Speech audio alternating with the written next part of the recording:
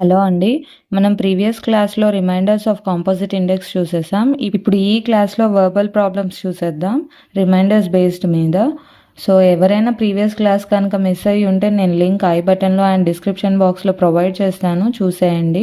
So ఇప్పుడు వరకు ఎవరైనా మన ఛానల్ని సబ్స్క్రైబ్ చేసుకునే వాళ్ళు ఉంటే డెఫినెట్గా సబ్స్క్రైబ్ చేసుకోండి. ఇలాంటి మరెన్నో కాన్సెప్ట్స్ మీరు ఖచ్చితంగా చూడగలరు. So without any delay will get in to today's class. Okay, so ఈ ప్రాబ్లం చూసేయండి. A number when divided by 899 gives the remainder 63.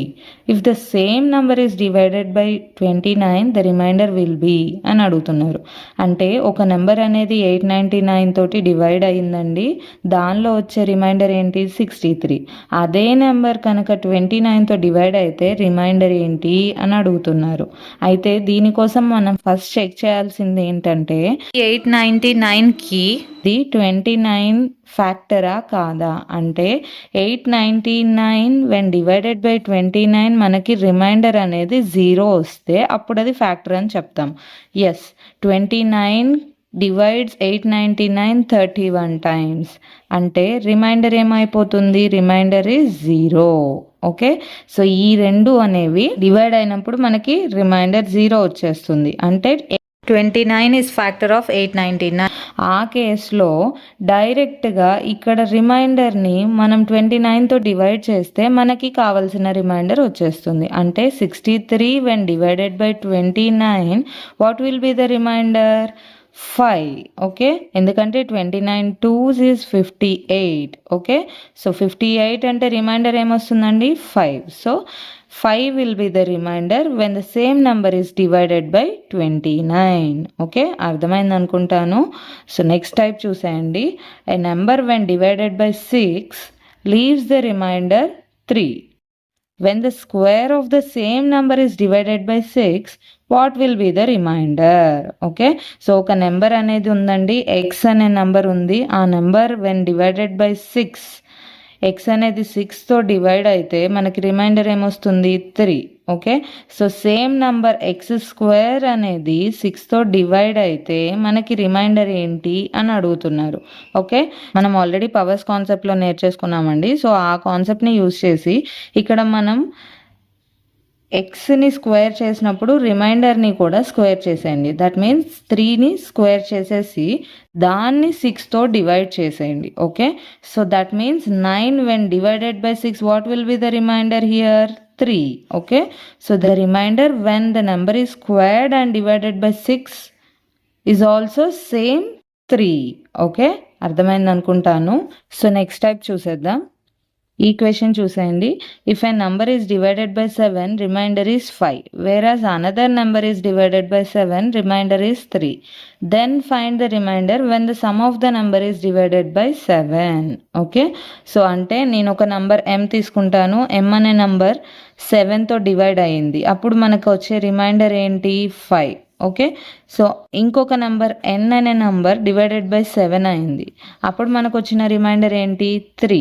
Okay, ఇప్పుడు m ప్లస్ n అనే నంబర్ డివైడెడ్ బై 7 అయితే మనకి రిమైండర్ ఎంత అని అడుగుతున్నారు. ఓకే, సో దానికోసం సో ఈ రిమైండర్ వచ్చేది ఎలా అంటే ఇక్కడ మనం ప్లస్ ఆపరేషన్ యూస్ చేసాం కాబట్టి ఈ రిమైండర్స్ కూడా ప్లస్ అనే ఆపరేషన్ యూస్ చేసి మనం రిజల్ట్ ఆబ్టైన్ చేయాలి. సో 5 + 3 మనకేమొస్తుందండి 8 వస్తుంది. సో ఈ 8 అనే దాన్ని మళ్ళీ ఆ 7తో డివైడ్ చేయాలి.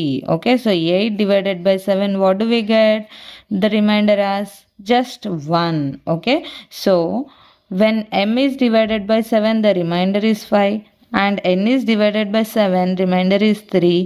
Then m plus n when divided by 7 the remainder obtained is the remainder obtained by 5 plus 3 divided by 7 which is 1 here. Okay, అర్థమైంది అనుకుంటాను. ఇక్కడ ఏదైతే ఆపరేషన్ అడిగారో ఇక్కడ సమ్ ఆఫ్ ద నెంబర్స్ అడిగారు కాబట్టి మనం రిమైండర్స్ని యాడ్ చేసాం. అదే డిఫరెన్స్ ఆఫ్ ద నెంబర్స్ అడిగితే డిఫరెన్స్ చేసేయాలి and multiplication of the numbers అడిగితే మల్టిప్లై చేసేయాలి. అర్థమైంది అనుకుంటాను. So let's get into one more type here. y is a natural number which on being divided by 7 leaves the remainder 4. So the remainder when this quadratic expression is divided by 7 అనేది కనుక్కోవాలి. Okay, so మనకిచ్చిన condition ఏంటి, y divided by 7 అయితే మనకు reminder ఏమొచ్చిందండి 4. Okay, ఇప్పుడు ఈ quadratic expression 5² - 5y + 3 when divided by 7 remainder ఏంటి అని అడుగుతున్నారు కదా. మనం ప్రీవియస్ ఎగ్జాంపుల్లో చూసేసాం, స్క్వేర్ చేసేస్తే మనం రిమైండర్ని కూడా స్క్వేర్ చేసేయాలి. ఫస్ట్ నేను ఈ క్వాడ్రాటిక్ ఎక్స్ప్రెషన్ని ఇండివిజువల్ టర్మ్స్గా రాసుకుంటాను. y² 5y and 3.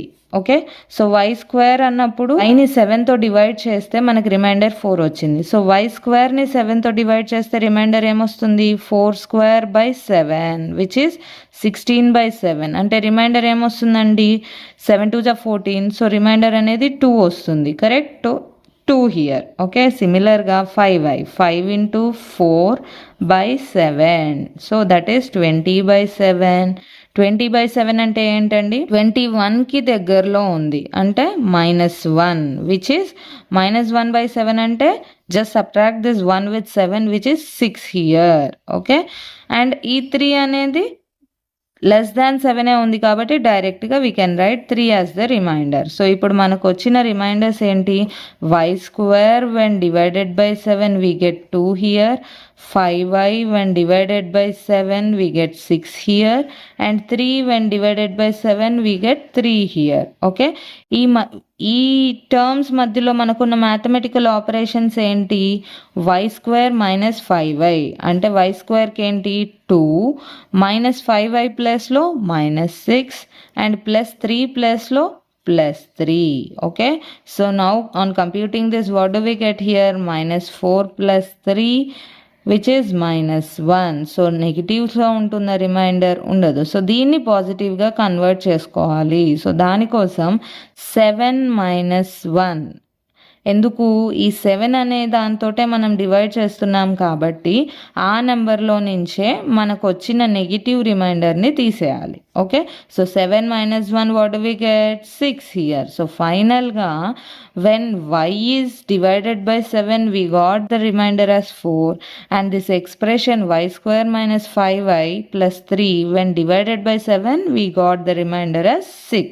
Okay, so అర్థమైంది అనుకుంటాను. సో ఇలా మనకి క్వాడ్రాటిక్ ఎక్స్ప్రెషన్ ఇచ్చిన, స్క్వేర్ ఆఫ్ ఎ టర్మ్ ఇచ్చిన, రూట్ ఆఫ్ ఎ టర్మ్ ఇచ్చిన, when the number is multiplied అని చెప్పిన, when the numbers are added అని చెప్పిన, ఇలా ఎలా అడిగినా కూడా మనకి రిమైండర్స్ అనేవి ఇలా ఫైండ్ అవుట్ చేయాల్సి ఉంటుందండి.